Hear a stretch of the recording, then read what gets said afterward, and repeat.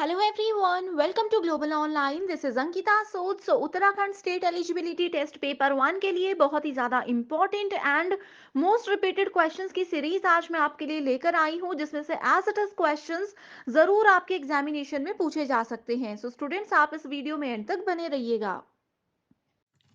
आगे बढ़ने से पहले आपको बता दूं कि इस एग्जाम को क्वालिफाई करने के लिए पेपर वन पर मेजर फोकस रखना बहुत जरूरी है, क्योंकि यही वो सेक्शन है जो कि आपको सिलेक्शन लेने में मदद कर सकता है। सो इसके लिए कंप्लीट कोर्स हमने लॉन्च किया है, जहां पर आपको फुल सिलेबस वीडियो लेक्चर्स हम प्रोवाइड करवाते हैं, बहुत ही ज्यादा सिंपल लैंग्वेज में, रियल लाइफ एग्जाम्पल्स के साथ और कुछ ट्रिक्स के साथ। यहाँ पर आपके कॉन्सेप्ट क्लैरिटी की हम श्योरिटी देते हैं।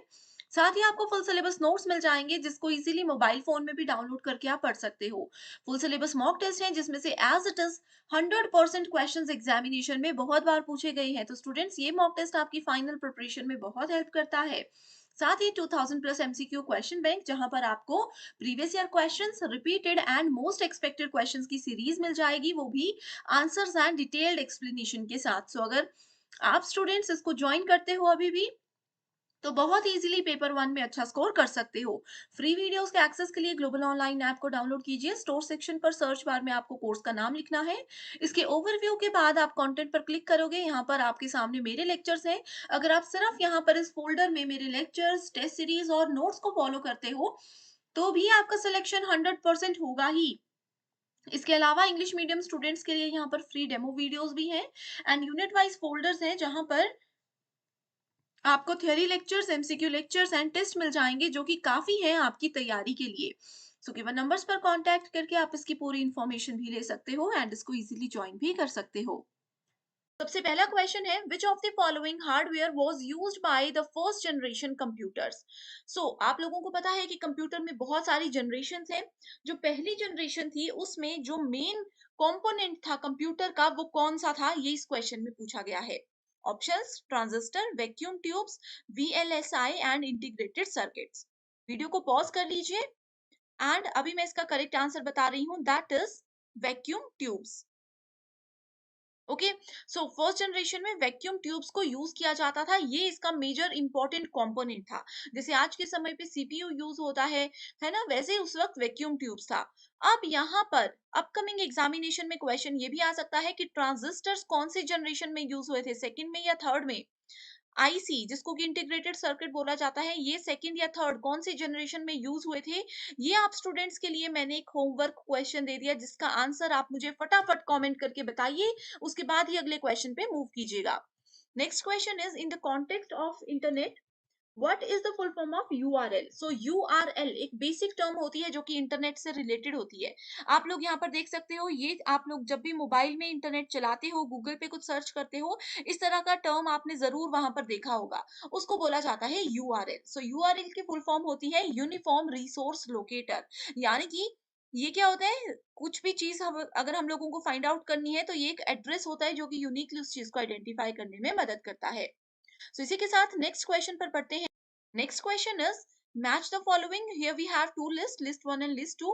www, Python, RAM and ROM. यहाँ पे चार डिफरेंट चीजें दी है, जिनमें से कि सिर्फ ये दो आपस में कनेक्टेड है, बाकी नहीं है। आपको बताना है कौन सी चीज किससे रिलेटेड है। Volatile memory, non volatile memory, world wide web and programming language. बहुत इजी क्वेश्चन है। थोड़ा सा दिमाग लगाओगे तो आपको पता चलेगा, www का मतलब है world wide web.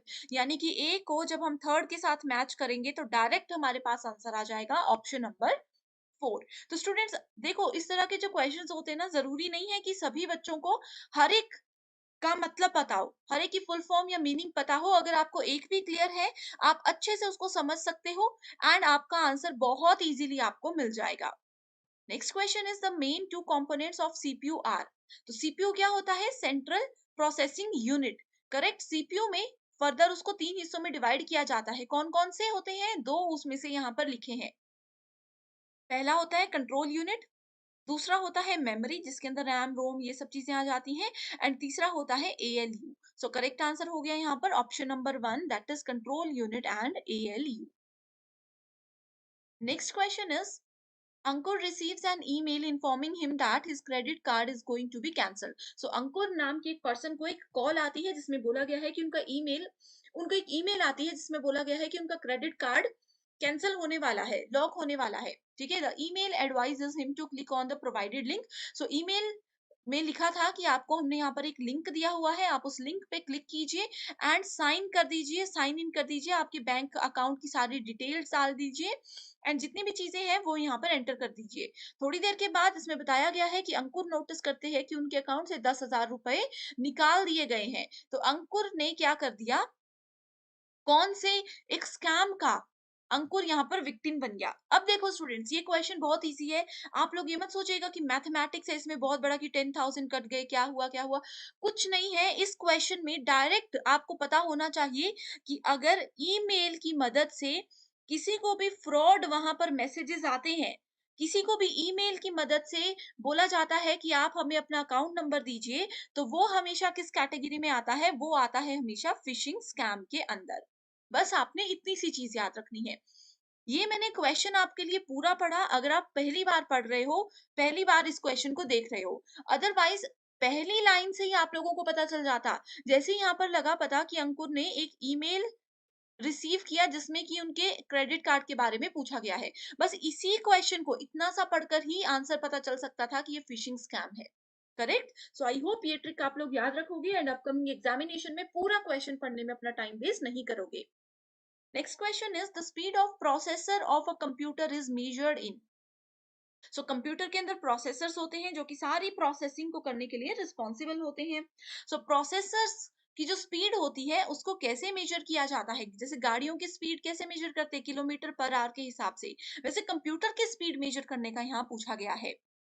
Correct answer is option number 1, giga hertz, GHz।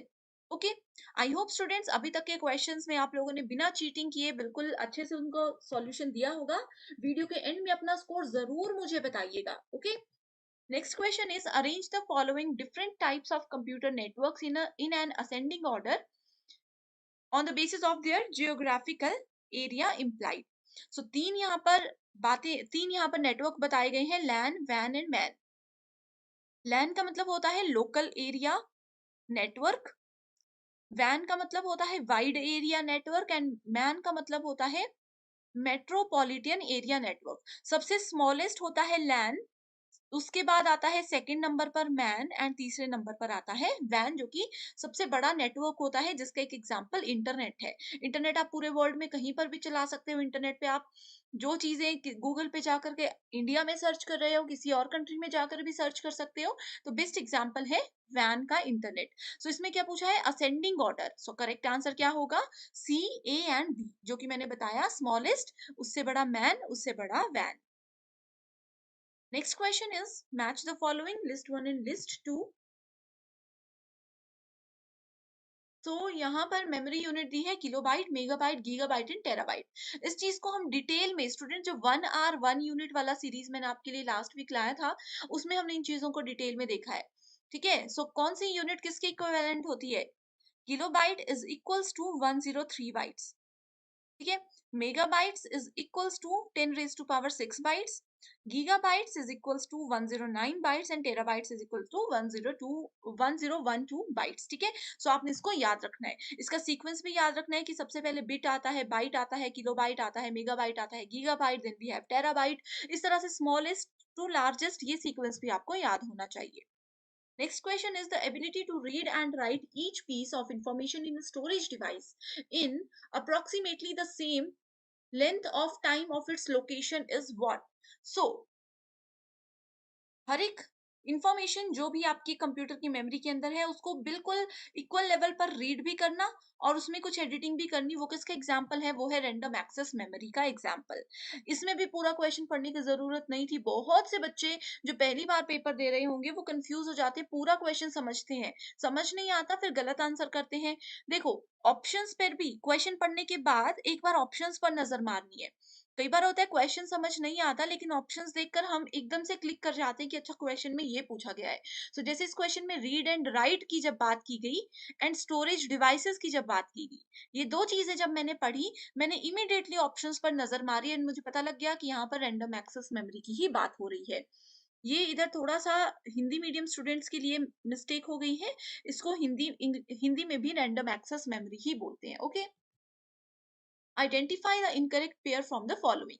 So pairs दिए गए हैं डॉट जेपीजी। जेपीजी क्या होती है? ग्राफिक फाइल होती है, यानी कि आप लोगों के मोबाइल में जब आप कैमरे से फोटो क्लिक करते हो या व्हाट्सएप पे आपको कोई फोटो आती है, उसमें उसकी प्रॉपर्टीज में जाकर के फाइल का नेम देखना, फोटो का नाम देखना। कुछ कुछ नाम लिखा होगा अजीब सा, उसमें बीच में डॉट लिखा होगा, डॉट के बाद जेपीजी लिखा होगा, डॉट जेपीईजी लिखा होगा। इसका मतलब क्या है कि ये इमेज की फाइल का नाम है। जैसे हमारे सरनेम होते हैं, जैसे मेरा नाम आपने शुरू में देखा अंकिता सूद, वैसे ही सूद से क्या है? सूद मेरी एक्सटेंशन है, मेरा सरनेम है। वैसे ही डॉट के बाद जो भी चीज आती है कंप्यूटर में या मोबाइल में, वो हमें बताती है कि ये कौन से टाइप की फाइल है। ठीक है। डॉट टीटीएफ क्या होता है? टीटीएफ का मतलब होता है ट्रू टाइप फॉन्ट। तो ये वाला यहाँ पे वर्ड टेक्स्ट फाइल बोला है, जो कि बिल्कुल गलत है। डॉट डीओसी होती है word text file. Dot VAW audio file कोई सॉन्ग है। Executable file dot EXE. So correct answer is option number 2। First cyber law which provides the legal infrastructure for e-commerce in India। First law जो कि internet और इन सब चीजों से related बना हुआ है, सो वो है the information technology act 2000। Next question is a type of memory that holds the computer startup routine. जब हम अपना कंप्यूटर, लैपटॉप या मोबाइल को ऑन करते हैं, तो उस समय पर कौन सी मेमोरी रिस्पॉन्सिबल होती है? सो वो होती है रोम। रोम का मतलब क्या होता है? Read only memory. इसमें क्या होता है? सिर्फ हम रीड कर सकते हैं, राइट नहीं कर सकते। तो ये बहुत बार क्वेश्चन एग्जाम में पूछा जाता है। Next is Python. पाइथन क्या है? अभी देखो, एक मैच द फॉलोइंग का थर्ड या सेकंड क्वेश्चन आया था, उसमें हमने देखा था। पाइथन क्या है? पाइथन एक प्रोग्रामिंग लैंग्वेज है। ऑपरेटिंग सिस्टम क्या है? जैसे में हम बोलते हैं मेरे पास एंड्रॉइड फोन है, कई बोलते हैं हमारे पास विंडो फोन है। तो एंड्रॉइड क्या है? ऑपरेटिंग सिस्टम है। विंडोज क्या है? ऑपरेटिंग सिस्टम है। एप्लीकेशन प्रोग्राम, जो भी एप्स हम यूज करते हैं। ठीक है। Next question is email stands for. Email का मतलब होता है electronic mail. Correct answer is option number 3। Basic questions है। Viruses which executes when computer starts. जब कंप्यूटर स्टार्ट होता है तो रिस्पॉन्सिबल होता है रोम। एंड जब कंप्यूटर स्टार्ट होता है, एक वायरस जो है वो ऑटोमेटिकली एक्टिवेट हो जाता है। अगर उस कंप्यूटर में थोड़ा सा भी वायरस आ गया हो और हम जब उसको अगली बार ऑन करेंगे, तो वो एग्जीक्यूट हो जाता है और फैलने लग जाता है हमारे कंप्यूटर में। उस वायरस का नाम क्या है? उसका नाम है boot sector. Boot sector. Boot sector एक टर्म हमेशा आपने याद रखनी, कि कभी भी जो कंप्यूटर का ऑन होने वाला प्रोसेस होता है, आपने बटन स्विच ऑन किया, वहां से लेकर के कंप्यूटर की विंडो आने तक जो प्रोसेस होता है, उसको बूट सेक्टर, बूट प्रोसेस बोला जाता है। Which of the following are the objectives of malware. So malware क्या होता है? मालवेयर एक कंप्यूटर सॉफ्टवेयर होता है, वायरस की तरह। वायरस तो आपने सुना होगा, उसी की तरह मालवेयर होता है, जिसमें कि हमारे कंप्यूटर या सिस्टम में आ जाता है, लेकिन हमें पता नहीं होता। अब ये आता कैसे है? ये इंटरनेट के थ्रू आता है। करेक्ट। सो मालवेयर के ऑब्जेक्टिव्स क्या है? Provide remote control for an attacker to use an infected machine. मेरे कंप्यूटर में मालवेयर आ गया, एंड जिसने भी मालवेयर डाला वो इंटरनेट से मेरा कंप्यूटर देख रहा है। अभी जैसे मैं आप लोगों को पढ़ा रही हूँ, जिसने भी मालवेयर मेरे कंप्यूटर में डाला है, वो देख रहे होंगे कि अच्छा इस समय अंकिता सूद क्या कर रही है। अब मैं अपनी किसी, मान लीजिए, फेसबुक आईडी पे लॉगिन करती हूँ, तो भी उनको पता चल जाता है कि अच्छा मेरी ये फेसबुक आईडी है, ये मेरा पासवर्ड है, उन्होंने देख लिया और वो उसकी मदद से फ्रॉड करना शुरू कर देंगे। करेक्ट। नेक्स्ट क्या है? Investigate the infected users local network. मेरा लोकल नेटवर्क है, उसको उससे इन्वेस्टिगेट करेंगे, पूरी जान पहचान रखेंगे कि मैं क्या क्या कर रही हूँ। और जो मेरा सेंसिटिव डेटा है, जैसे मेरे कंप्यूटर या मेरे मोबाइल में, मान लीजिए कि मैंने अपनी अकाउंट डिटेल्स रखी है या कुछ भी इस तरह की इंफॉर्मेशन रखी हुई है, जैसे मेरा मान लीजिए कि यूट्यूब का पासवर्ड है या इस तरह की चीजें हैं, उसको वो स्टील कर सकते हैं। तो क्या होता है? Malware, all of the above.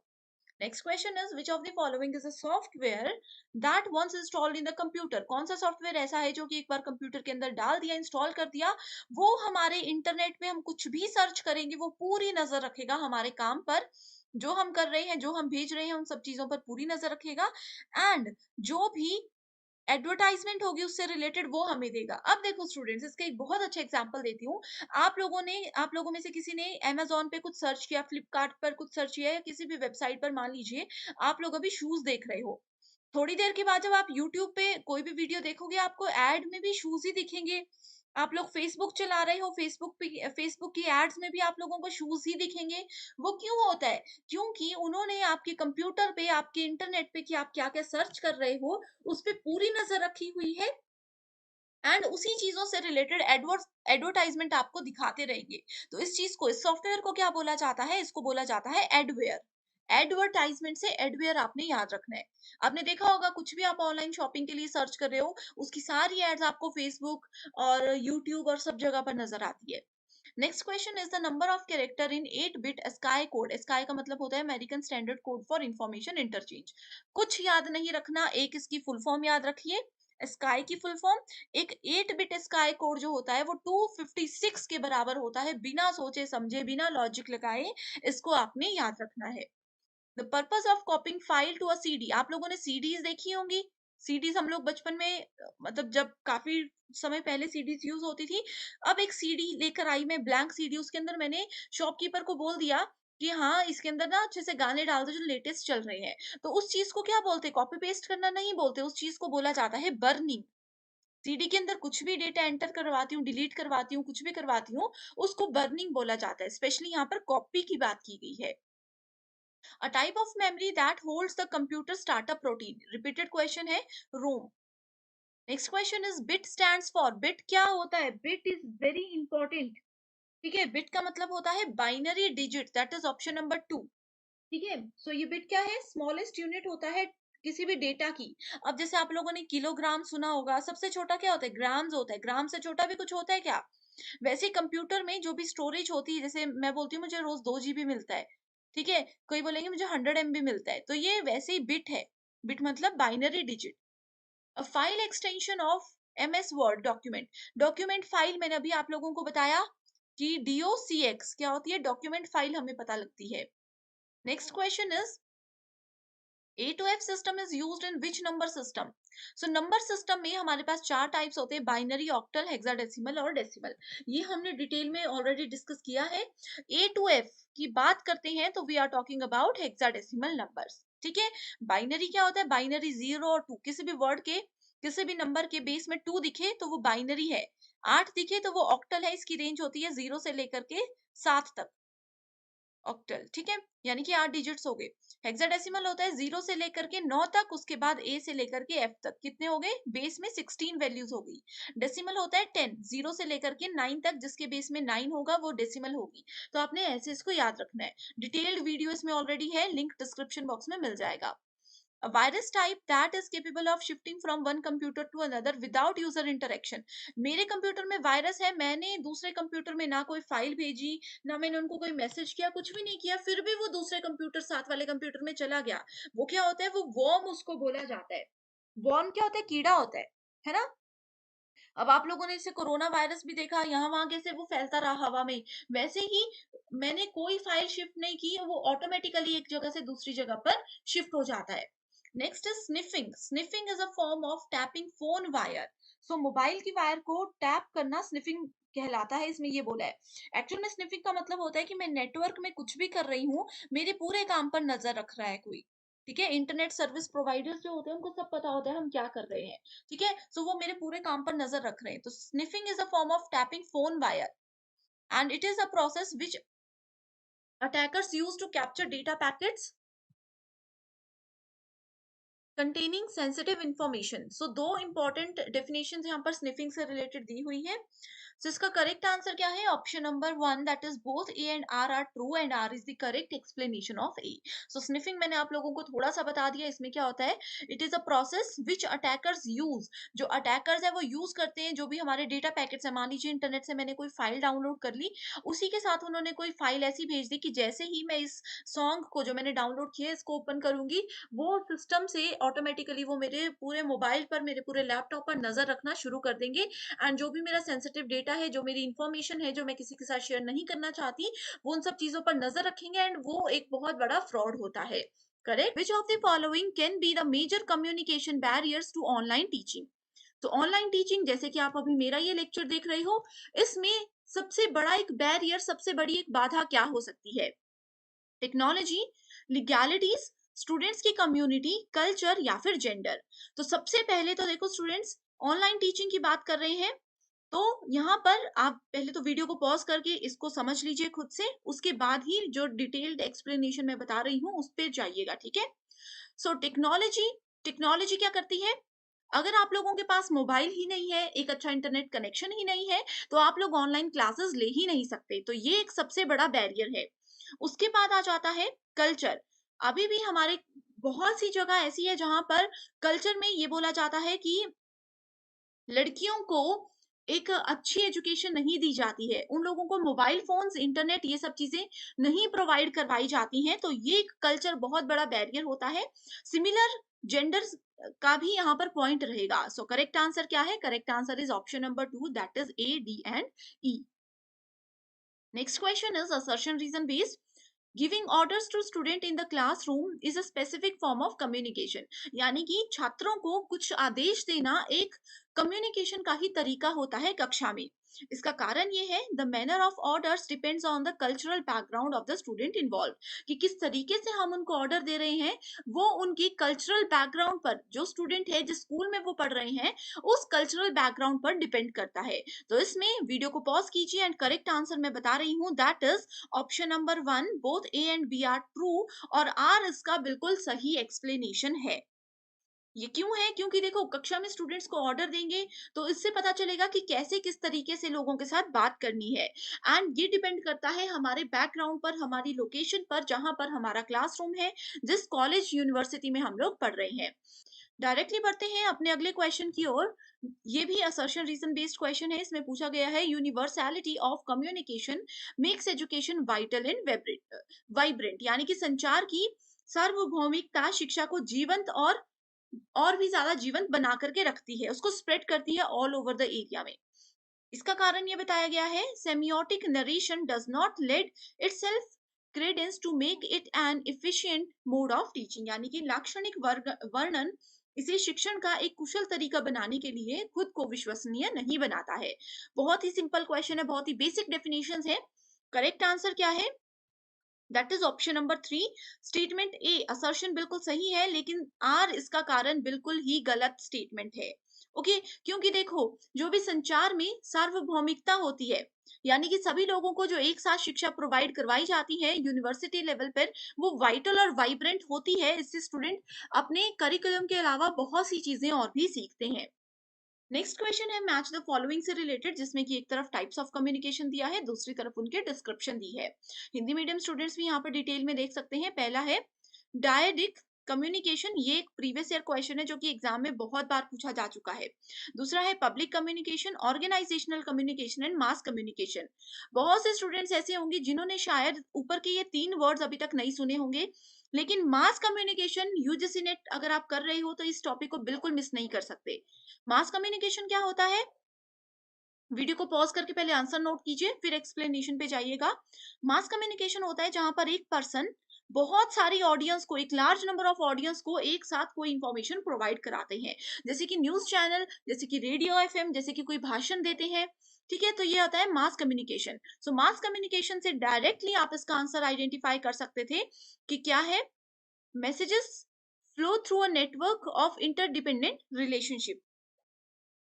ठीक है, एंड बाकी के भी आप यहाँ पर मैच करके देख सकते हो। Next question is communication stimuli use to convey the messages are known as. So संदेश संप्रेषित करने के लिए, संदेश भेजने के लिए, स्टिमुलाई का मतलब है कम्युनिकेशन करने के लिए, मैसेज भेजने के लिए कौन सी चीज का सबसे ज्यादा संचार में उत्तेजनाओं का होना जरूरी होता है? तो वो होता है कोड्स का होना जरूरी। बहुत डायरेक्ट डेफिनेशन है, बहुत बेसिक क्वेश्चन है। Again, assertion reason based question we have in group discussion. Some participants enter the fray with big chips on their students. Group discussion में बहुत सारे लोग होते हैं, सबको बोलने का पूरा अधिकार होता है। रीजन क्या है? There are antagonist people who are calm and listed. So calm and listed, ठीक है। सो बहुत से लोग ऐसे होते हैं जो कि वहां पर के विरोधी लोग होते हैं, जो कि क्लैम और सूचीबद्ध हैं। करेक्ट, इसका ये कारण इसमें बताया गया है। सो अच्छे से समझिए, करेक्ट आंसर क्या है? Option number 4 that is A is not correct but R is correct. So group discussion में कुछ पार्टिसिपेंट्स जो है वो free with big chips on their students, इसके लिए वहां पर आते हैं। Because of new media learning is no longer an assembly of. So new media में क्या चीजें आती है? ऑनलाइन टीचिंग आती है, टेक्नोलॉजी आती है, ऑनलाइन जो कम्युनिकेशन हम करते हैं वो सब चीजें आती है। Learning is no longer an assembly of facts. ठीक है? इसमें ज़्यादातर फैक्ट्स पर लोग तथ्यों पर बात नहीं करते, बस कम्युनिकेट करते हैं। ऑनलाइन जैसे आपने देखा होगा इमोजीज़ के थ्रू कम्युनिकेट किया जाता है, इसके कोई तथ्य नहीं होते, फैक्ट्स नहीं होते। असर्शन रीज़न बेस्ड क्वेश्चन है फिर से, allowing an issue to fester will contribute to effective communication, यानी कि किसी समस्या को कम होने देना प्रभावी संचार में योगदान देता है। इसका कारण क्या है? A good communicator will address an issue in the classroom before it becomes precarious.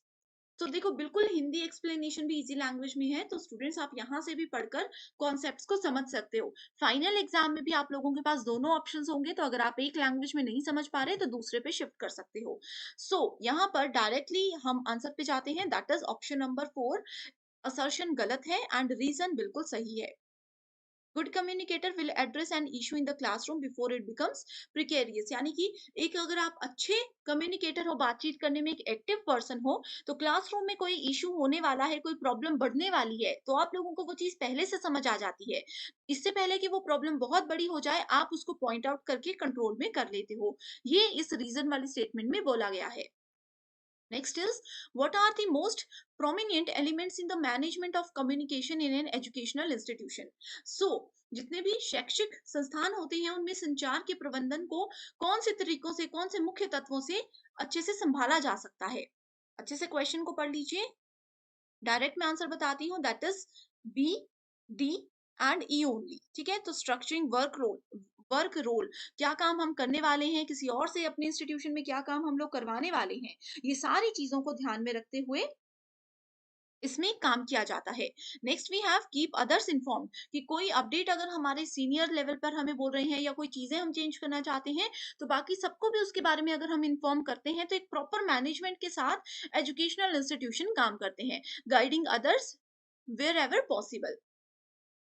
Next question is, the concept fraction of selection in classroom communication is determined by the expectations of reward related to. कक्षा संचार में चयन का अवधारणा अंश संबंधित इनाम की अपेक्षा से निर्धारित होता है। तो किसकी अपेक्षा से उसको निर्धारित किया जाता है? Efforts needed. तो कितने एफर्ट्स यानी कि कितने प्रयास करने की हमें जरूरत है, इस चीज के बेसिस पर वहां पर काम किया। Next question is assertion reason based, universality of communication makes education. ये स्टूडेंट्स रिपीटेड क्वेश्चन है, इसको आप लोग नोट कर लीजिएगा। नेक्स्ट क्वेश्चन है, एक तरफ एग्जांपल्स दिए गए हैं, दूसरी तरफ टाइप्स ऑफ कम्युनिकेशन दिया गया है। Horizontal, intrapersonal, mass and group communication basic question है। जल्दी से वीडियो को पॉज करके आप इसका आंसर देख सकते हो। ठीक है, हॉरिजॉन्टल कम्युनिकेशन क्या होता है? Internal conversation with fellow workers, अपने लेवल के लोगों के साथ अगर हम बात कर रहे हैं, जैसे एक डिपार्टमेंट के एचआर दूसरे डिपार्टमेंट के एचआर के साथ बात करते हैं, इस तरह से आप यहाँ पर देख सकते हो। Mass we have already discussed. ठीक है, यहाँ पर फटाफट से आप इसको देख सकते हो, बिल्कुल बेसिक डेफिनेशन है। The chronological sequence in the development of communication system is, communication अगर हमें करना है तो उसका एक सीक्वेंस होता है, तो वो सीक्वेंस क्या है? इमर्जेंस ऑफ लैंग्वेज, यानी कि हमें पहले भाषा को डिसाइड करना है कि ए और बी अगर बात करना चाहते हैं तो किस लैंग्वेज में बात करेंगे ताकि दोनों को समझ आए। Cave paintings, interpersonal communication, verbal यानी कि बोल करके हम बात करने वाले हैं। Appearance of printing technology, telecommunication system. Correct answer is cave paintings, यानी कि केव पेंटिंग्स का मतलब, यहाँ पे थोड़ा सा हिंदी में प्रॉब्लम है। केव पेंटिंग्स का मतलब होता है कि पहले हमें टॉपिक पता होना चाहिए कि हम क्या करने वाले हैं, कि हम किस बारे में बात करने वाले हैं, किस तरह के लोगों के साथ हम बात करने वाले हैं। उसके बाद लैंग्वेज डिसाइड होती है। इस तरह से ये प्रॉपर सीक्वेंस को हम फॉलो करते हैं। Next question is, the positive impact of communication depends on. तो अगर संचार को हम अच्छा बनाना चाहते हैं तो उसके सकारात्मक प्रभाव क्या हो सकते हैं? तो ये हो सकते हैं प्लानिंग। सबसे पहले अगर हम प्लान करके बातचीत करेंगे तो कभी भी ऐसा नहीं होगा कि हमारी कम्युनिकेशन वेस्ट चली गई, हमने कुछ फालतू बात कर दी। दूसरा है मीडिया सिलेक्शन, यानी कि किस तरीके से हम बात करने वाले हैं, किसी पर्सन के साथ सामने बैठ के बात करेंगे, किसी के साथ मोबाइल फोन पे बात करेंगे, या फिर ऑनलाइन उसको वॉइस मैसेज भेज देंगे, किस तरीके से बात करेंगे। यूज ऑफ लैंग्वेज, यानी कि कौन सी भाषा का प्रयोग हम बातचीत करने में करने वाले हैं। अगर ये तीनों चीजों को आप अच्छे से सेलेक्ट करके किसी के साथ बातचीत करते हो तो आपका कम्युनिकेशन बहुत ही ज्यादा इफेक्टिव माना जाता है। Which of the following factors are important in communication? संचार में किन चीजों को इंपॉर्टेंट माना जाता है? स्लैंग, यानी कि किस टोन में, किस तरीके से आप बोल रहे हो, कैनिकल एटीट्यूड यानी कि आपका एटीट्यूड क्या है? कई बार होता है हम बेसिक सी चीज़ें बोलते हैं लेकिन हमारे बोलने का तरीका ऐसा होता है कि सामने वाला उसको गलत वे में लेकर के चला जाता है। द नेक्स्ट इज़ फ्रेमिंग कि किस लेवल तक कौन-सी बात हमें किसी को बतानी है। कई बार होता है ना थोड़ी-सी बात बतानी होती है लेकिन हम बहुत ज़्यादा खुल जाते हैं किसी के सामने, जो नहीं बताना होता वो भी बता देते हैं। वो फ्रेमिंग आता है। प्राइमिंग मतलब कितनी बात को कितने लेवल तक खींचना है, कितना बताना है। इमीडिएसी मतलब तत्कालता, कितनी जल्दी कितने पॉइंट्स को हमें यहाँ पर प्रेजेंट करना है। तो एक कम्युनिकेशन को अच्छा बनाने के लिए कौन सी चीजें इंपॉर्टेंट है? सी, डी एंड ई। ठीक है, अगर हमारी टोन खराब है, हमारे बोलने का तरीका गलत है, तो वो नॉर्मल सी बात में भी लड़ाई बढ़ सकती है। ठीक है, सो इसीलिए ऑप्शन ए और बी को हमने कैंसिल कर दिया है। Next question, types of communication and examples दिए गए हैं। सो बाकी 3 अगर नहीं पता, क्योंकि थोड़ी सी यूनिक लैंग्वेजेस है, यूनिक वर्ड्स हैं, सो आपको नॉन वर्बल पता होगा जिसमें हम शब्दों का प्रयोग नहीं करते, सिर्फ इशारों से बातें करते हैं। वो इशारे मुंह से भी हो सकते हैं, हाथों से भी हो सकते हैं, बॉडी लैंग्वेज से भी हो सकते हैं।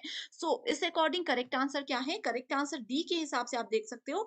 ट्रैफिक सिग्नल लाइट, ये क्या है? नॉन वर्बल है। ट्रैफिक सिग्नल में कुछ बोला नहीं जाता, सिर्फ रेड लाइट आती है, हम समझ जाते हैं कि हमें रुकने के लिए बोला जा रहा है। अगर आपका ये ऑप्शन अगर आपको आता होता, तो देखो आप इजीली करेक्ट आंसर को आइडेंटिफाई कर सकते थे। तो स्टूडेंट्स, यूजीसी नेट में यही तरीका है। कई बार बहुत सी टर्म्स ऐसी आती है जो हमने नहीं सुनी, लेकिन एक टर्म ऐसी होती है जो हमें पता होता है, जो कि बेसिक होती है, एंड उसी के बेसिस पे आप क्या कर सकते हो? करेक्ट आंसर को ढूंढ सकते हो। Next is in communication interpretation of the message depends on. अब देखो स्टूडेंट्स, इस क्वेश्चन में जो मैंने आपको ट्रिक्स बताई, अगर आपको ये हेल्पफुल लगी है एंड आप चाहते हो कि इस सीरीज को मैं कंटिन्यू रखूं एंड इसी तरह से स्मार्ट एंड शॉर्ट ट्रिक्स पे अलग से भी एक वीडियो लेकर आऊं, तो आप मुझे कमेंट जरूर कर सकते हो। तो interpresentation interpretation sorry of a message depends on what. So ये किस पे डिपेंड करता है? कॉन्टेक्स्ट पे, कि मैसेज का प्रसंग क्या है उस पे डिपेंड करता है। The sequence of cultural institutions in communication is. So cultural institution communication किस तरह से हम सीखते हैं? सबसे पहले एक बच्चा फैमिली से बोलना सीखता है, फिर स्कूल में जाता है, फिर रिलीजन अपने धर्म के बारे में जानना और बोलना सीखता है, उसके बाद मास मीडिया यानी कि लोगों के बीच में बोलना सीखता है। So correct answer is option 1। Statement based question है। Free and unlimited use of non verbal cues enhance the communicative aspects of classroom teaching. And इसकी स्टेटमेंट 2 बोलती है pleasant persona of the teacher enlivens the classroom ecosystem in the light of these two statements, कौन C correct है? तो यहाँ पर अगर आप लोग देखोगे, सब करेक्ट ऑप्शन है हमारे पास option number 2। Next question is the consequences of effective classroom communication are. So प्रभावी कक्षा संचार के परिणाम क्या होते हैं? ये क्वेश्चन बहुत बार मैंने डिस्कस किया है, इसको एक्सप्लेन भी मैं नहीं करूंगी, डायरेक्ट आप आंसर बताओगे। That is option number 4। Next is authors दिए गए हैं एंड कम्युनिकेशन के कुछ कॉन्सेप्ट्स दिए गए हैं। ये क्वेश्चंस बहुत बार आते हैं। ठीक है, सो देखो कम्युनिकेशन का कौन सा कॉन्सेप्ट किस ऑथर ने दिया है, कम्युनिकेशन के डेफिनेशंस कौन से ऑथर ने दी है, ये भी पूछा जाता है। So option number 3 is the correct answer. इसमें एक्सप्लेनेशन कुछ भी नहीं है, बस आप नाम याद रख लीजिए। Poor listening by audience leads to. अब मैं आपको पढ़ा रही हूँ, आप में से बहुत से बच्चे ऐसे होंगे जो कि वीडियोस देख रहे हैं लेकिन याद कुछ नहीं आ रहा, सुन ही नहीं रहे हैं, तो याद भी कहाँ से आएगा?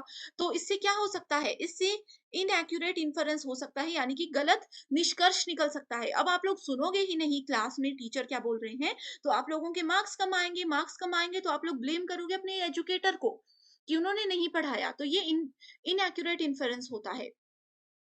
Identify the correct sequence of mass media functions. Mass media function का एक सीक्वेंस कौन सा होता है? ये होता है, पहले आपके पास इंफॉर्मेशन होती है, फिर एजुकेशन, फिर entertainment, then we have transmission of culture, then social integration.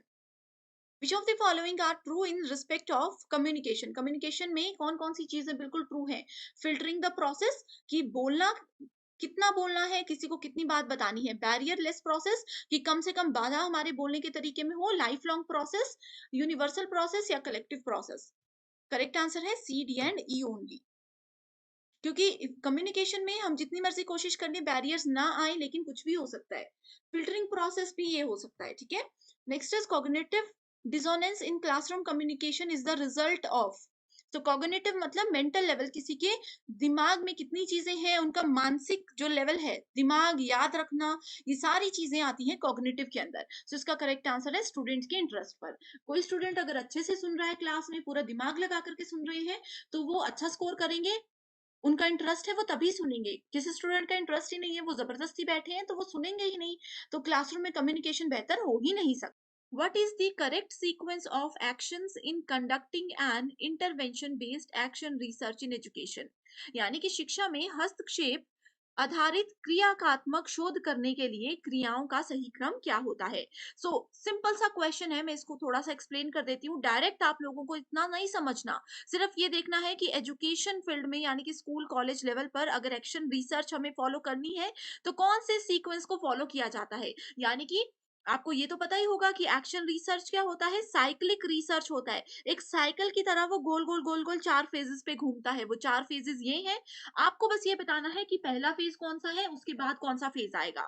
तो ये इस क्वेश्चन में बेसिकली पूछा गया है। बहुत बार स्टूडेंट्स आप लोगों को क्या करना है, क्वेश्चन अगर समझ नहीं आ रहा ना, ऑप्शंस देखिए। ऑप्शन देखने के बाद डायरेक्टली आपको आधी चीजें क्लियर हो जाती हैं कि एग्जैक्टली क्या क्वेश्चन में पूछा जा रहा है। तो इसका वीडियो को पॉज कीजिए एंड इसका आंसर आप नोटबुक में नोट कर लीजिए। तो इस क्वेश्चन का करेक्ट आंसर होगा option number 2। Next question is, which of the following purposes demands action research? So again action research पर based question है। So कौन से action research का क्या उद्देश्य होता है, क्या उसके मेजर डिमांड होती है? Developing a theory, writing a thesis, solving a classroom problem या फिर टेस्टिंग अ थ्योरी। तो एक्शन रिसर्च बेसिकली फोकस करता है, वीडियो को पॉज कर दीजिए, ये फोकस करता है सॉल्विंग अ क्लासरूम प्रॉब्लम। अब देखो क्यों होता है, जैसे कि प्रीवियस क्वेश्चन में भी हमने ये चीज देखी थी। एजुकेशन इंस्टीट्यूशन हो गई, हॉस्पिटल मैनेजमेंट हो गया, जहां पर कोई प्रॉब्लम अगर आती है इमीडिएट हम लोगों को उसका सॉल्यूशन लेना है। उस समय पर डिस्कशन का कोई रोल नहीं होता, बस जो प्रॉब्लम है उसको सॉल्व करने के लिए इमीडिएट हम लोगों को एक्शन लेना है, तो वो होता है action research. Hospital management, school education, बच्चों से रिलेटेड कोई भी काम यहाँ पे हो रहा है, हमेशा आपका करेक्ट आंसर होगा action research. Next question is, which of the following research forms aims primarily at putting to use the theoretical advances with an eye on exploring the potential for journalizability? तो इस question में बहुत confusion हो सकता है students को। आपको इसमें सिर्फ एक कीवर्ड याद रखना है। जहां पे भी हम जर्नलाइजेबिलिटी के पोटेंशियल को एक्सप्लोर करने की बात करते हैं, ठीक है, उसकी प्रगति की ओर ध्यान देने की बात करते हैं, तो कौन सा रिसर्च होता है, ये कीवर्ड मैंने आप लोगों को बहुत बार बताया है अगर आपने थ्योरी लेक्चर्स देखे हैं। सो इसका करेक्ट आंसर होगा option number 4, that is applied research. आपका ऑप्शन अगर स्टूडेंट्स करेक्ट है तो बहुत अच्छी बात है, अगर आपका आंसर ये गलत था तो मैं आपको बता दूं कि सबसे पहले आता है हमारे पास प्योर रिसर्च, जिसको फंडामेंटल रिसर्च भी बोला जाता है। उसके बाद आते हैं action research and applied research. Action research मैंने आपको बताया इमीडिएट, जहां पर हम लोगों को क्विक एक्शन कहीं पर लेना है, कोई प्रॉब्लम होगी सोचना नहीं है, डिस्कशन नहीं करना है, किसी से परमिशन नहीं लेनी है, बस उसको प्रॉब्लम को सॉल्व करने के लिए क्विक एक्शन लेना होगा। इस तरह का कोई एग्जाम्पल मिलेगा तो वो एक्शन रिसर्च के अंदर आएगा। अप्लाइड रिसर्च में आता है कि हम एक्सप्लोर करते हैं, हम सोचते हैं कि अच्छा ये कंडीशन हो गई है तो हम ये प्रोसेस को फॉलो करें या नहीं करें, इस तरह की चीजें आती हैं अप्लाइड रिसर्च में। Next is bibliography given in a research report. तो आप लोगों को पता है कि रिसर्च में थीसिस होती है, बिब्लियोग्राफी भी उसके अंदर इंक्लूड की जाती है। तो बिब्लियोग्राफी को ऐड करने का क्या कारण होता है? Helps those interested in further research, यानी कि आगे आने वाले समय में सेम टॉपिक पर अगर कोई रिसर्च करना चाहता है तो ये उसको मदद करता है। Shows vast knowledge of the researcher, यानी कि रिसर्चर के बारे में, जो शोध करता है उसके बारे में ये पूरा ज्ञान हमें बताता है। मेक्स द रिपोर्ट ऑथेंटिक, यानी कि रिपोर्ट को प्रामाणिकता ये देता है। And it in an optional part of report, यानी कि ऑप्शनल होता है, इसको रखना या नहीं रखना हमारी चॉइस होती है। सो करेक्ट आंसर क्या है, जल्दी से इसको आप लोग मार्क कर लीजिए अपनी नोटबुक में। अभी मैं आंसर बता रही हूँ, that is option number 1, helps those interested in further research.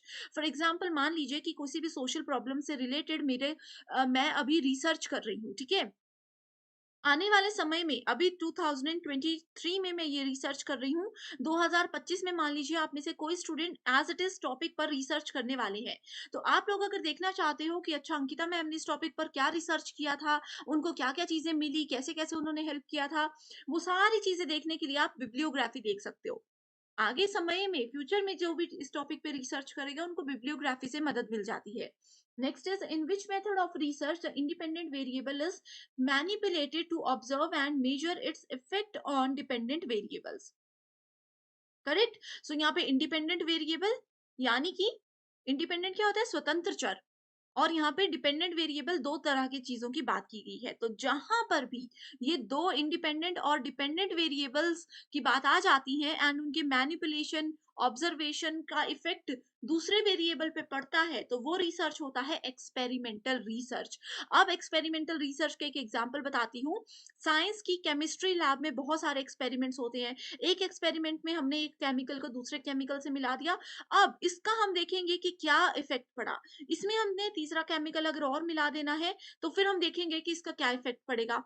तो एक्सपेरिमेंट करेंगे, एक एक करके देखेंगे कि कौन सा वेरिएबल, कौन सा चर एक दूसरे पर निर्भर है, कौन सा नहीं है। नेक्स्ट क्वेश्चन इज, अरेंज करना है हमें रिसर्च के डिफरेंट स्टेप्स को इन अ करेक्ट सीक्वेंस। 6 स्टेप्स होते हैं रिसर्च के जो यहाँ पर दिए गए हैं। सबसे पहला कौन सा होता है? अब देखो, सबसे लास्ट तो होगा रिजल्ट एंड डिस्कशन, तो सभी में ऑप्शन नंबर 6 है। एंड सबसे पहले है 1 एंड 2। अब इसमें से हमने देखना है identification of research problem, listening to research objectives. सबसे पहले क्या होनी चाहिए? आप रिसर्च क्यों करोगे? आप तभी किसी प्रॉब्लम का सॉल्यूशन ढूंढोगे जब आपके पास कोई प्रॉब्लम होगी, है ना? तो सबसे पहले आ जाएगा ऑप्शन नंबर 1, इस वजह से ये 2 ऑप्शंस को हमने एलिमिनेट कर दिया। ऑप्शन नंबर 1 आ गया, उसके बाद ऑप्शन नंबर 2, क्योंकि इन दोनों ऑप्शंस में देखो यही सीक्वेंस है। उसके बाद ऑप्शन ये 5 में आ गया, ये 6 में आ गया, ये भी सेम है एंड ये भी सेम है। अब कंफ्यूजन है थर्ड एंड फोर्थ में, कौन सा पहले आएगा? पहले आ गया रिसर्च प्रॉब्लम पता होनी चाहिए, रिसर्च का ऑब्जेक्टिव पता होना चाहिए, उसके बाद डेटा को कलेक्ट करना है या फिर मेथड्स को यूज करना है। इन दोनों में आप अच्छे से समझ लीजिए, और इसका करेक्ट आंसर है ऑप्शन नंबर 2, दैट इज, पहले हम लोगों को मेथड देखना है। रिसर्च के बहुत सारे मेथड्स होते हैं जो कि ऑलरेडी मैं डिटेल में आप लोगों के साथ बहुत बार डिस्कस कर चुकी हूँ। उन मेथड्स में देखेंगे कौन सा रिसर्च का मेथड यहाँ पे यूज होगा, उस मेथड को ध्यान में रखते हुए फिर हम क्या करेंगे, डेटा को कलेक्ट करने के लिए शुरू हो जाएंगे। ठीक है, अगर स्टूडेंट्स आपने इस तरह के टॉपिक डिटेल में अभी तक नहीं देखे हैं, तो आप मुझे कमेंट कर दीजिए, मैं वहां पर आपके साथ लिंक्स शेयर कर दूंगी। Next question is, in which of the following there is considerable scope for violation of research ethics. Research ethics का मतलब होता है नैतिकताएं। अब रिसर्च की नैतिकताओं का उल्लंघन करना, यानी कि वियोलेशन करने का क्या यहाँ पे पॉइंट है, ये पूछा गया है। Problem formulation, data interpretation, hypothesis making, reporting of research result, या फिर using research tools prepared by others. So अगर इनमें से कौन सा स्टेप हम फॉलो करेंगे और हम हमें काउंट कर दिया जाएगा कि हमने रिसर्च की नैतिकताओं का उल्लंघन किया है, तो सबसे पहला तो इसमें आ जाएगा किसी दूसरे के रिसर्च टूल्स को यूज करना। ठीक है, सो ई ऑप्शन तो इसमें आना ही आना था, करेक्ट। उसके बाद आ गया D, reporting of research results, यानी कि अपने जो भी रिसर्च के रिजल्ट्स आए उसमें हमने बदलाव कर दिए। मान लीजिए मेरा रिजल्ट आया था 8.9, मैंने क्या कर दिया, उसको 9.0 कर दिया। ये थोड़ा सा चेंज है, बट रिसर्च में हमने यहाँ पे बेईमानी कर दी, ये रिसर्च की नैतिकताओं के खिलाफ होता है। एंड नेक्स्ट है यहाँ पर option number B, data interpretation, यानी कि डेटा की व्याख्या करना। Next question, in which of the following formats research abstract is a must. तो रिसर्च एब्स्ट्रैक्ट किसमें जरूरी होता है? रिसर्च के आर्टिकल में, सेमिनार पेपर में, थीसिस में, या फिर रिसर्च सिनॉप्सिस में। तो स्टूडेंट, ये जो बेसिक टर्म्स है ना, article, synopsis, seminar, thesis, bibliography, अगर आप लोगों को पता है कि ये सब टर्म्स क्या होती है, आपको इसमें कोई कंफ्यूजन नहीं है, तो आप बहुत अच्छा स्कोर कर सकते हो। लेकिन अगर आप में से किसी भी स्टूडेंट को इन सभी टर्म्स में कंफ्यूजन है, इनका मीनिंग ही नहीं पता, जो कि एग्जाम के लिए बहुत इंपॉर्टेंट है, तो भी आप मुझे कमेंट कर दीजिए कि बेसिक टर्म्स पे एक वीडियो बनाएं, ताकि मैं जल्दी से जल्दी इन टर्म्स पर आपके लिए वीडियो लाऊं और अपकमिंग एग्जामिनेशन में आपको मदद मिल जाए। तो रिसर्च में जो एब्स्ट्रैक्ट होता है, वो यूज होता है सबसे पहले रिसर्च आर्टिकल में भी, सेमिनार पेपर जो बनाते हैं उसमें भी यूज होता है, एंड थीसिस में भी यूज होता है। रिसर्च के साइनॉप्सिस या सिनॉप्सिस, जिसको कि सारांश बोला जाता है, इसमें एब्स्ट्रैक्ट को यूज नहीं किया जाता। इसमें सिर्फ यही होता है कि पूरे रिसर्च में हमने क्या किया, उसका एक निचोड़ कम शब्दों में बताया जाता है रिसर्च सिनॉप्सिस में। नेक्स्ट क्वेश्चन है क्वालिटेटिव एंड क्वांटिटेटिव रिसर्च से रिलेटेड। इसमें पूछा गया है, qualitative research paradigm emphasises participant perceptives and uses an empirico inductive approach। and statement 2 बोलती है, in the same research project it is neither possible nor desirable to use both the research paradigms together। So statement based question इसमें qualitative and quantitative की बिल्कुल direct definition दी है जो कि हमने as it is discuss की थी। इसमें क्या है, स्टेटमेंट वन तो बिल्कुल करेक्ट है जो बोलती है कि क्वांटिटेटिव रिसर्च क्या करते हैं, पार्टिसिपेंट की यानी कि जो भी रिसर्चर होते हैं उनके परस्पेक्टिव से काम करते हैं। एंड एम्पेरिको यानी कि एम्पेरिकल इंडक्टिव रिसर्च को ये यूज करते हैं। एम्पेरिको या एम्पेरिकल वर्ड जहां पर भी आपको नजर आता है, अनुभव जन्य, इसका मतलब होता है कि हम यहाँ पे ऑब्जर्वेशन और अपने एक्सपीरियंस के साथ काम कर रहे हैं। ठीक है, तो ये स्टेटमेंट करेक्ट है and statement two is incorrect. Next question is what is the usual sequence of steps in the scientific method? So scientific method के steps यहाँ पर दिए गए हैं, 5 steps given है, आपको बताना है सबसे पहले कौन सा स्टेप आएगा। इसको अच्छे से देखिए, वीडियो को पॉज कीजिए एंड इसका करेक्ट आंसर मैं बता रही हूँ, दैट इज ऑप्शन नंबर 2। सबसे पहले felt need which is creating the problem, तो प्रॉब्लम क्यों हुई, क्या प्रॉब्लम है ये आपको पता होना चाहिए। उसके बाद आता है identifying difficulty and problem statement formulation, कि ये प्रॉब्लम है, क्या ये बहुत बड़ी प्रॉब्लम है या छोटी सी प्रॉब्लम है। अगर एक्चुअल में लोगों को ये लगता है बड़ी प्रॉब्लम है तो ही हम इस पे रिसर्च करेंगे। अगर ये छोटी मोटी प्रॉब्लम है जिस पे किसी का ध्यान भी नहीं जाता तो उस चीज पे रिसर्च नहीं होगी। तो उस चीज को आइडेंटिफाई करना बहुत जरूरी है, उसको पहचानना बहुत जरूरी है। तीसरा आ जाएगा hypothesis making bye identifying the variables. हाँ, यानी कि जो भी वेरिएबल्स हमने देखे उनके उनको ध्यान में रखते हुए परिकल्पना करना। उसके बाद आ जाता है collection of data using appropriate research tools. ठीक है, किस तरह से कौन से मेथड को यूज करके डेटा को कलेक्ट करना है जो रिसर्च के सॉल्यूशन तक जाने में मदद करेगा, उसको कलेक्ट करना। Then data analysis and interpretation, ये मोस्ट प्रोबेबली लास्ट में ही ऑप्शन आता है। Next question is given below are two statements action research is cyclic. देखो फर्स्ट क्वेश्चन में मैंने बताया कि एक्शन रिसर्च साइक्लिक होता है, 4 फेजेस हैं, ये साइकिल की तरह बस यही 4 फेजेस पे गोल गोल गोल गोल घूमता है। Plan, act, observe, reflect. देखो सेम क्वेश्चन स्टूडेंट्स, अगर आपने पहला क्वेश्चन अच्छे से सुना था तो आप लोगों को ये क्वेश्चन बिल्कुल आप सही करते जो कि 2021 में पूछा गया है। इसीलिए मैं कहती हूँ हर एक क्वेश्चन को अच्छे से समझिए, क्योंकि एनटीए के पास कोई नया सिलेबस नहीं आता हर साल, वही क्वेश्चंस को घुमा करके पूछा जाता है। ठीक है, दूसरा यहाँ पे purpose of action research is to develop a theory to explain casual relationship among variables. बहुत इजी क्वेश्चन है, आंसर नोट कीजिए एंड मैं बताती हूँ इसका आंसर है ऑप्शन नंबर 3। ये स्टेटमेंट बिल्कुल इनकरेक्ट है, क्योंकि एक्शन रिसर्च इमीडिएट एक्शन लेता है। उस समय पे अगर हम थ्योरी बनाने लग गए, डॉक्यूमेंट्स रेडी करने लग गए, किसी से परमिशन मांगने लग गए तो कुछ नहीं होगा, तो एक्शन रिसर्च का कोई मतलब ही नहीं है। ठीक है, एंड इसमें ये साइक्लिक प्रोसेस को फॉलो करता है जो कि बिल्कुल करेक्ट स्टेटमेंट है।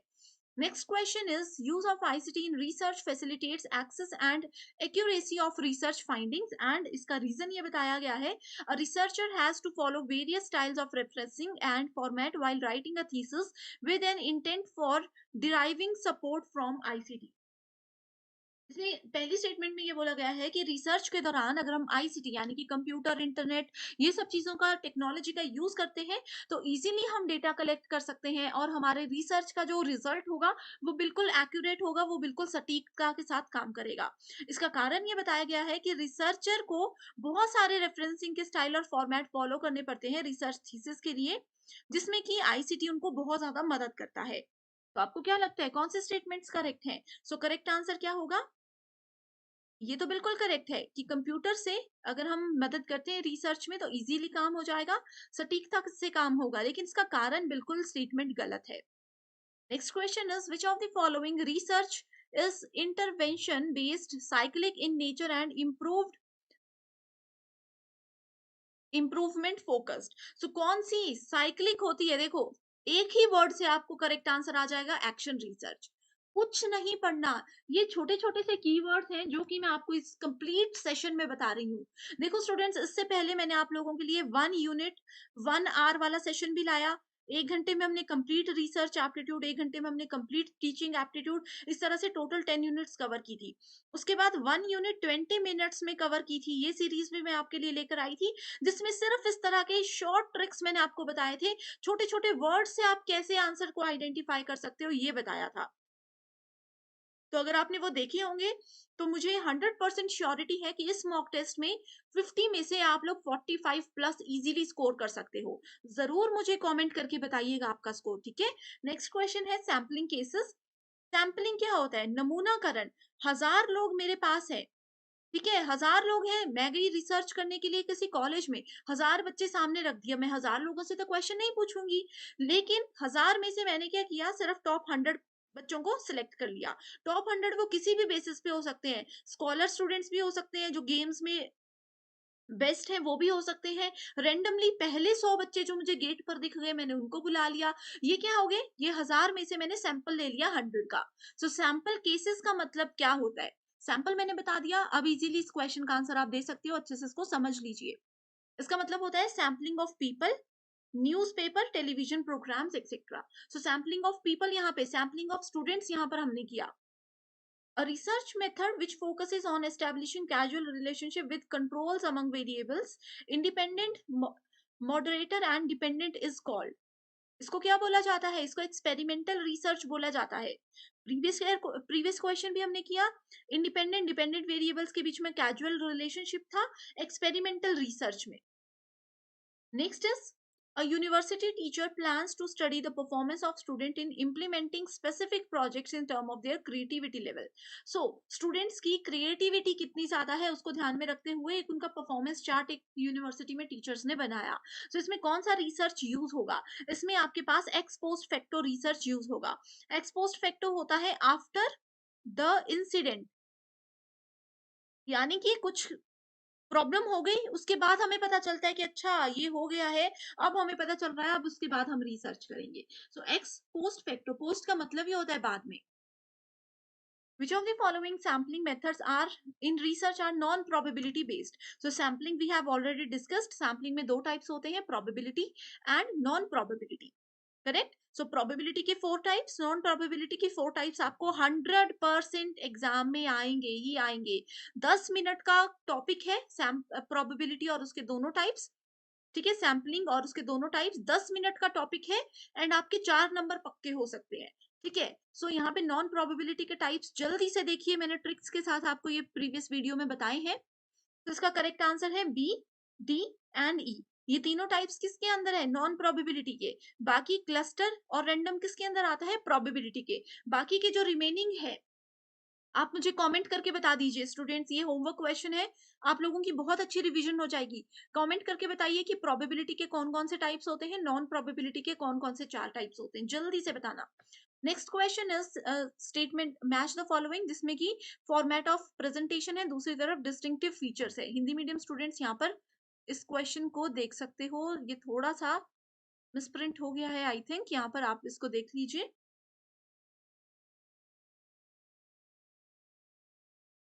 सो यहाँ पर ये देख सकते हो, ठीक है, thesis, dissertation, research paper, workshop, seminar, जैसे कि मैंने बताया ये छोटी छोटी टर्म्स है जो कि बहुत कंफ्यूजन क्रिएट करती हैं, तो इस पे एक सेपरेट वीडियो चाहिए तो बता दीजिए। सो थीसिस एंड डिसर्टेशन, इस ये क्या होता है? एक सिस्टमैटिक प्रिस्क्राइब्ड फॉर्मेट होता है जो कि एक यूनिवर्सिटी आपको बताती है रिसर्च के दौरान।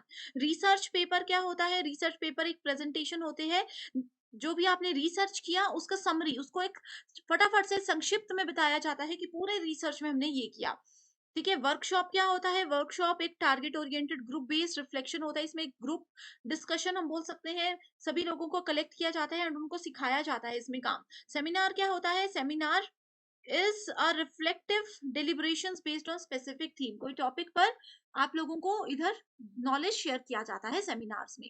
नेक्स्ट क्वेश्चन है, when a research problem is related to heterogeneous यानी कि different type of population, the most suitable sampling, बहुत तरह के लोग हैं हमारे पास, मेल भी है, फीमेल भी है, जिसमें छोटे बच्चे भी हैं, बड़े बच्चे भी हैं, बुजुर्ग भी हैं, सब लोग हैं। तो इस तरह के अगर लोग आपके सामने हैं तो आपको सैम्पलिंग करनी है, ठीक है। तो कौन सा सैम्पलिंग मेथड बेस्ट होता है? तो उसके लिए स्ट्रेटिफाइड सैम्पलिंग बेस्ट होता है। स्ट्रेटिफाइड को याद रखना है स्ट्राटा से, स्ट्राटा का मतलब होता है ग्रुप, ठीक है। अलग अलग टाइप के ग्रुप है, जैसे मेल फीमेल, आगे भी उनको एज में डिवाइड किया जाएगा। Next question is, which of the following is not true about E journals, E journal के हिसाब से कौन सा ट्रू नहीं है? देखो ये भी एक बेसिक टर्म है, इसको ई पत्रिका बोला जाता है। जल्दी से इसको पढ़ लीजिए क्वेश्चन को एंड आंसर नोट कर लीजिए अपने पास। करेक्ट आंसर है they are always free of cost, ठीक है। सो ई जर्नल्स क्या होते हैं? ऑलवेज फ्री ऑफ कॉस्ट होते हैं। ये स्टेटमेंट ट्रू नहीं है, ये बिल्कुल गलत है, बाकी की स्टेटमेंट्स बिल्कुल सही है। बेसिक डेफिनेशन है ये इसकी। when academicians are called to deliver lectures or presentation to an audience on certain topic or set of topic of educational nature, देखो किसी भी शिक्षावादी को अगर कोई टॉपिक दे दिया जाता है एंड बोला जाता है कि बहुत से बच्चे हैं आपके सामने, उनको आपने इस टॉपिक पर जो है समझाना है, तो उसको क्या बोला जाता है? उसको बोला जाता है सेमिनार। आपके कॉलेज में भी आपने देखा होगा सेमिनार्स बहुत होते हैं, ठीक है? सो ये छोटे-छोटे डिफरेंसेस है जो कि इम्पोर्टेंट है, मैं बार-बार इस चीज़ पर फोकस कर रही हूँ। Next is the written format of a research work is known as, so research work का जो रिटन फॉर्मेट होता है उसको रिसर्च रिपोर्ट बोला जाता है। Next question in research methodology interpretation is the search of, interpretation किस चीज़ को ढूँढना होता है, व्याख्या करना किस चीज़ को ढूँढना होता है? ये होता है रिसर्च की फाइंडिंग्स को कि एग्जैक्टली प्रॉब्लम क्या है एंड हमें सॉल्यूशन पता है कि ये इसका सॉल्यूशन हो सकता है, कैसे उसके पास तक पहुंचना है। Next we have types of research and उसके फीचर्स जो कि हिंदी मीडियम स्टूडेंट्स भी यहाँ पर देख सकते हो, ठीक है? सो एक्सप्लोर करना, जिस चीज के बारे में नहीं पता, उस बिल्कुल भी नहीं पता या 1-2% नॉलेज है, उस चीज के बारे में खुद से फाइंड आउट करना चीज को, ठीक है? एक्सप्लेन करना, लंबे समय तक चलने वाला रिसर्च, हिंट्स मैंने दे दिए एंड आंसर आप इसका यहाँ पर देख सकते हो। हिंदी मीडियम स्टूडेंट्स के लिए भी ये अवेलेबल है। Next question is a non government organization conducted a study in gram panchayat, किसी नॉन गवर्नमेंट ऑर्गेनाइजेशन या की ग्राम पंचायत में एक स्टडी रखवाई जिसमें कि इम्पैक्ट देखा गया campaign approach on enrolment and retention of rural elementary school children, ठीक है? बच्चों से रिलेटेड है, समझने की ज्यादा डिटेल में जरूरत नहीं है, बस इतना समझ लीजिए कि कैंपेन रखा गया ग्राम, आपके गांव में जाकर के, जहां पर के एलिमेंट्री रूरल एलिमेंट्री स्कूल बच्चों पर फोकस किया गया कि उनकी कितनी एनरोलमेंट है, कितने बच्चे आते हैं और क्या प्रोसेस है। तो इस तरह के रिसर्च, इस तरह के प्रोसेस को किस रिसर्च के अंदर रखा जाता है? इसको फील्ड एक्सपेरिमेंट के अंदर रखा जाता है, यानी कि मैदानी प्रयोग। इसमें क्या होता है, आप वो लोग फील्ड में जाते हैं, जगह-जगह जाते हैं, लोगों से रिव्यूज लेते हैं, अलग-अलग स्कूल्स में जाकर के result, in which teaching method learners participation is made optimal and proactive. तो टीचिंग के कौन से मेथड में लर्नर्स की यानी कि स्टूडेंट्स की भागीदारी को इष्टतम और सक्रिय बनाया जाता है? ऑप्शन आपके सामने ही है, वीडियो को पॉज कीजिए एंड उसका आंसर आप नोटबुक में नोट कर दीजिए, उसके बाद ही आंसर जो मैं बताऊंगी उसको देखिएगा। करेक्ट आंसर है discussion method. Next question is in which level of teaching there is optimum scope for cognitive interchange requiring analysis and synthesis। so different levels है teaching के, सभी की definition हमने real life examples के साथ detail में discuss की है। so इस क्वेश्चन में क्या पूछा गया है उसको अच्छे से समझ के आंसर नोट कीजिए। करेक्ट आंसर है हमारे पास option number 3, that is reflective level. Next question पे बढ़ते हैं जिसमें पूछा गया है which one of the following assessment procedures is conducted during an in process teaching learning session. So teaching learning session के दौरान कौन से असेसमेंट प्रोसीजर को फॉलो किया जा सकता है जिससे कि प्रोग्रेस भी स्टूडेंट्स की अच्छी हो सकती है? सो इसका करेक्ट आंसर है option number 2, that is formative assessment. Next is which of the following is अ की बिहेवियर इन इफेक्टिव टीचिंग। तो एक टीचिंग को प्रभावी बनाने के लिए, शिक्षण को प्रभावी बनाने के लिए कौन कौन से प्रमुख व्यवहार होते हैं? using students idea, structuring instructional variety, questioning, most important and repeated question है ये। next question, select the alternative which consists of positive factors contributing to effectiveness of teaching। so कौन से वो इंपॉर्टेंट पॉजिटिव फैक्टर्स है जो कि teaching को effective बनाने में, प्रभावी बनाने में मदद करते हैं? फैक्टर्स दिए गए हैं, अपने आप को एक टीचर की जगह पे रखिए एंड रियल लाइफ में क्या क्या चीजें कैसे काम कर सकती हैं, उस तरह से आप इस क्वेश्चन को सॉल्व कीजिए तो डेफिनेटली आपका आंसर बिल्कुल सही होगा। वीडियो को पॉज कीजिएगा एंड करेक्ट आंसर है option number 4, that is A, C and F. Next question is in the list given below identify those key teaching behaviors which have been observed to be contributive to effectiveness। Again teaching को effective बनाने के लिए कौन से की behaviours use हो सकते हैं? लिस्ट आपके सामने है, इस क्वेश्चन को ऑलरेडी हम डिस्कस भी कर चुके हैं, तो अगर आप हमारे रेगुलर स्टूडेंट्स हो, थ्योरी सेशंस आपने देखे हैं तो बहुत इजी क्वेश्चन ये आपको लगेगा। करेक्ट आंसर है ऑप्शन नंबर 3।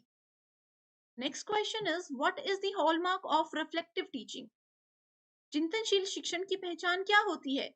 रिफ्लेक्टिव टीचिंग क्या है? ये एक लेवल है जो कि हाईएस्ट लेवल होता है, 3rd लेवल होता है। करेक्ट, तो right answer here is option number 1। Next question is which of the following Characteristic in classroom teaching behavior as given below will be classified as a part of formative assessment. तो formative assessment क्या होती है? जो कि class के immediately बाद teacher students के assessment करता है कि आज हमने क्या पढ़ा, आज हमने क्या क्या चीजें सीखी, वो एकदम से क्लास के बाद एक स्टूडेंट्स का छोटा सा टेस्ट होता है, that is called formative assessment. तो इससे रिलेटेड कौन से स्टेटमेंट्स ट्रू है वो आपने चेक करना है। करेक्ट आंसर है option number 2। Identify those teaching strategies which are learner centred. तो शिक्षार्थी केंद्रित जो मेथड्स हैं, कौन कौन से उसके पॉइंट ऑफ व्यू से सही स्ट्रेटेजीज हैं। अच्छे से पढ़िए। इंग्लिश में थोड़ी प्रॉब्लम है तो हिंदी में पढ़ सकते हो, हिंदी में समझने में प्रॉब्लम है तो इंग्लिश में पढ़ सकते हो। बहुत सिंपल क्वेश्चंस हैं। Correct answer is option number 3। Next question, identify from the following list of competencies of teaching those which are related to personality and attitude। तो करेक्ट आंसर होगा यहाँ पर option number 4। Next question is which of the following will be considered correct when TL model is adhered to। TL model का मतलब होता है teaching learning model. So teaching learning model के regard में कौन से स्टेटमेंट बिल्कुल करेक्ट है? Correct answer is option number 2। Next is given below are two statements. ICT based यानी कि कंप्यूटर इंटरनेट की मदद से जो टीचिंग सपोर्ट सिस्टम होता है has a potential to optimize learning outcomes। Statement 2 बोलती है recent research have reported that factors relating to social competence contribute more to learning than mere cognitive intelligence does। तो यहाँ पर आईसीटी और teaching learning की बात की गई है, तो दोनों में देखिए कौन सी स्टेटमेंट ट्रू है। Correct answer is option number 1। Next question is given below are two statements, one is labeled as assertion, another is a reason। assertion में बोला गया है new media enhance the opportunities to expand the learning environment unheard of before। Reason बताता है learners can design their own learning process, यानी कि students अपने सीखने का तरीका खुद से डिजाइन कर सकते हैं न्यू मीडिया के अकॉर्डिंग। तो दोनों स्टेटमेंट्स को चेक कीजिए, क्या ये आपस में लिंक है उसको चेक कीजिए, देन आंसर आप लोग ऑप्शंस में से सेलेक्ट कर सकते हो। तो करेक्ट आंसर है ऑप्शन नंबर 1। चीटिंग बिल्कुल भी मत कीजिएगा, जो भी आपका आंसर होगा, जो भी आपका फाइनल स्कोर होगा, वही आपने हमारे साथ शेयर करना है कमेंट करके। कोई डाउट है या आप चाहते हो कि थोड़ा सा मैं और इन क्वेश्चंस को एक्सप्लेन करूं, तो मुझे कमेंट कीजिएगा। नेक्स्ट सेशन में हम इस चीज को ध्यान में रखेंगे। While reporting the result of assessment, a college teacher makes use of percentile ranks in place of score obtained by his or her students। What kind of evaluation will it be called? तो एक report में teacher ने students को क्या किया, assess किया and score की जगह परसेंटाइल में वहां पे मार्क्स दिए। तो ये कौन से तरह का इवैल्यूएशन है? बहुत इजी क्वेश्चन है। रियल लाइफ एग्जांपल्स को लेकर के थोड़ा सा कंफ्यूज करने की कोशिश की गई है, लेकिन अगर आपको ये 4 टाइप के इवैल्यूएशन की बेसिक डेफिनेशन पता है तो आप इजीली इस क्वेश्चन को सॉल्व कर सकते हो। तो ये है नॉर्म रेफरेंस इसका answer. Next question, programmed instructional material uses active responding and immediate feedback as important principles of learning। Statement 2 says Skinner's reinforcement principle is the basis for the preparation of linear type of programmed instructional material। So इन दोनों में से कौन सी statement correct है? अच्छे से इसको समझिए, बिल्कुल बेसिक डेफिनेशन है स्किनर्स के डेफिनेशन के according. Correct answer is option number 1। Next is which of the following describe understanding level of teaching? Systematic, step by step presentation to promote retention of facts presented। And बाकी के options भी आप पढ़ सकते हो। यहाँ पे अंडरस्टैंडिंग लेवल, देखो स्टूडेंट्स क्वेश्चंस में स्टेटमेंट थोड़ी सी कंफ्यूजन हो सकती है आप लोगों को मे बी, लेकिन अगर आपको ये बेसिक डेफिनेशन पता है अंडरस्टैंडिंग लेवल की तो आप बहुत इजीली इसको सॉल्व कर सकते हो। एंड अगर आपने हमारे प्रीवियस सारे 1 आवर वाले सेशन देखे हैं तो आपके लिए ये क्वेश्चन बहुत इजी है। तो करेक्ट आंसर है option number 4। Which of the following educational objectives are considered to be higher level in effective domain of taxonomic scheme? So correct answer है option number 3। Next is statement based question, in a classroom every teacher has to perform the gatekeeping function। Statement 2, every teacher in any higher educational institution should act as the moral custodian of students both inside and outside it। So correct answer is option number 1। Next question, which of the following constitutes the ability or can do component for describing the competence of a teacher? Options are given here. Basic competence पूछे गए हैं teaching के यहाँ पे.